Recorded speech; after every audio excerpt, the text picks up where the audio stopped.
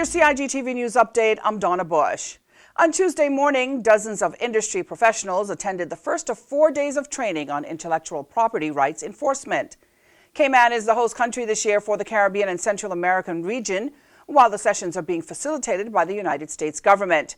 Minister for Financial Services, the Honourable Tara Rivers, gave the welcome address and spoke with us as well. The fact that the Cayman Islands has been chosen to host the training this year is a testament and underscores the strength of our IP regime that we've put in place certainly over the last few years. And the intended outcome is to help strengthen all of the regional participants from a number of Caribbean and Central American countries that are here represented at today's training, to give them instances of best practice, to foster greater collaboration and cooperation between the territories, but also to strengthen the domestic enforcement mechanisms by sharing of the information with respect to the IP regimes, as well as enforcement challenges, but also ways in which to combat in enforcement issues such as dealing with piracy and counterfeit goods. We have certainly, as I said, within the last decade and most specifically within the last 3 years, Cayman offers a full suite of IP protection, from copyright to trademarks to design rights. We are a leading jurisdiction in that regard, not just in the region, but I would dare say the world, with respect to how we have implemented and adopted and put in practice IP rights legislation and enforcement mechanisms to ensure that anybody that is creating content, that wants to register content here in the Cayman Islands, can do so with the confidence that we have the full legislative backing and suite to support the creative arts and works that are being produced by various forms of artists in the world. Now, various topics being addressed on day one includes intellectual property, border enforcement, international partnerships, fundamental partnerships against IP crime, counterfeit medicines, and safeguarding consumer electronics. Other sessions will cover discussions on counterfeit cellular phones and the illicit tobacco trade. Now, on Friday, the final day, a panel discussion is planned with industry representatives who will answer questions from participants. In other news, in a statement issued earlier today, Premier the Honourable Alden McLaughlin sent a special message to the new Prime Minister of the United Kingdom. Premier McLaughlin says, quote, "I and the people of the Cayman Islands congratulate the Right Honourable Boris Johnson on his election as leader of the Conservative Party and on becoming the next Prime Minister of the United Kingdom. I had the pleasure of first meeting Mr. Johnson in October of 2017 at the Conservative Party conference in Manchester, England. He's long been a friend to the Cayman Islands, joining us most recently last year as we celebrated the 60th anniversary of our coat of arms at a ceremony in London. I look forward to the Joint Ministerial Council Conference in London in November this year, when we will have the opportunity to meet with the members of Mr. Johnson's government to discuss matters of common interest between the UK and the Cayman Islands and the way forward as we embark on yet another historical change in world politics. Mr. Johnson will take over from the Right Honourable Theresa May as Prime Minister. We wish him well as he navigates the issue of Brexit. We appreciate the work Ms. May did to support us during her term and look forward to working with Mr. Johnson and the new government." End quote. Finally, the Chief Officer of the Ministry for Commerce, Planning and Infrastructure is inviting members of the development community to an informational and feedback session focused on the Department of Planning. That's all happening tomorrow, Wednesday, the 24th of July at 5 p.m. at the Family Life Center on Walkers Road. Questions and comments can be submitted in advance by emailing info@planning.gov.ky. If you'd like to take a look at our weekly schedule of shows here on CIG Television, you can go online to gis.gov.ky and click on the publications icon at the bottom of the page. If you missed today's news update, you can go to the Cayman Islands Government Facebook page as well as our YouTube channel. With your CIGTV News, as always, I'm Donna Bush, thanking you for joining me, wishing you a wonderful and safe night, and hoping you'll join me again tomorrow. Until then, bye-bye for now.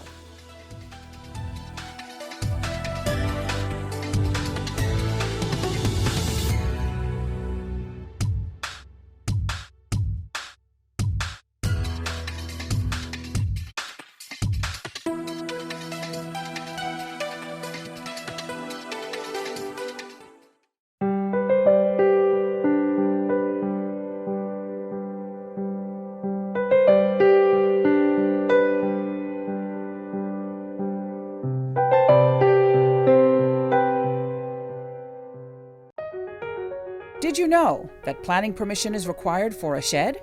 Did you know you should check with the department as a planning and permit application may be required?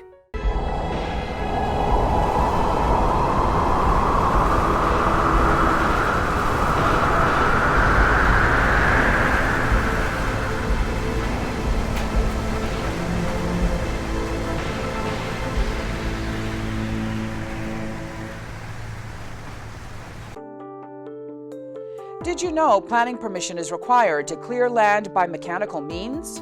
You should check with the department as a planning and permit application may be required. Boating, fishing, and water sports in the Cayman Islands are great, but keep a cool head.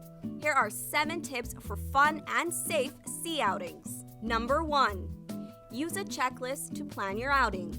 Check the weather forecast, make a float plan, and share it with someone who is remaining on land, stating where you're going, with whom, and when you're expected to return.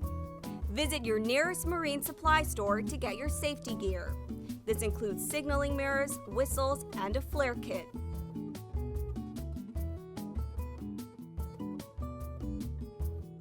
It's also very important to have onboard flotation devices and life vests for each person. There are different types of vests. Some are for water sport activities such as snorkeling, and others are for going on offshore boating or on fishing trips. Number 2. These items can be lifesavers in case of an accident or bad weather. Number 3. Use a motor kill switch, especially if you're boating alone. In case of a leak or breakdown, always stay with the boat until help arrives. If you capsize, an emergency beacon or locator device can send a distress signal to inform the authorities of your location. Larger flares will indicate distress to a boat, airplane, or search and rescue officials. Number 4. In addition to sunscreen, food, and beverages, it would be smart to have a cell phone. Make sure your marine radio works. Cayman's boaters use Channel 16 to communicate. Number 5. Also, don't forget your anchor and sufficient rope. Number 6. Boat operators should be familiar with the local waters and reefs, as well as the capabilities and functions of the vessels they are using. Always obey the rules of the sea and the marine environment, and have courtesy for others. Number 7. Alcohol and salt water do not mix, especially if you're the captain. Some useful contact numbers are 911. The RCIPS Marine Base is 649-7710, and the Port Authority is 949-2055. Smooth sailing, all!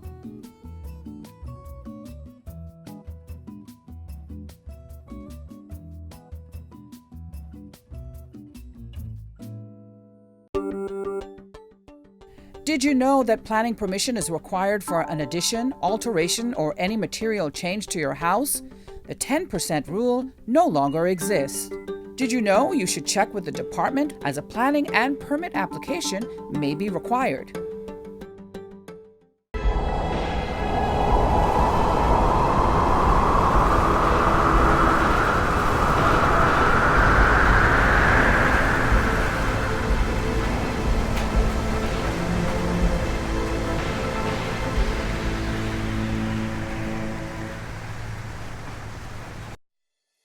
The Esterly Tibbetts Highway 3-lane roundabout is ready for drivers. It's time to make sure you know how to use it. First, know which exit you need to take. Pay attention to lane arrows and signs. Make sure you use your signal to change lanes or exit the roundabout. To turn left, you always approach in the left-hand lane and indicate left. To drive straight ahead, you need to be looking out for signs and road markings indicating which lane to use. Get in one of the lanes marked with a straight-through arrow. If turning right, you must use the right-hand lane and indicate accordingly. To use the roundabout safely, remember these 3 tips. Know your exit, pick your lane, and signal to make your turn.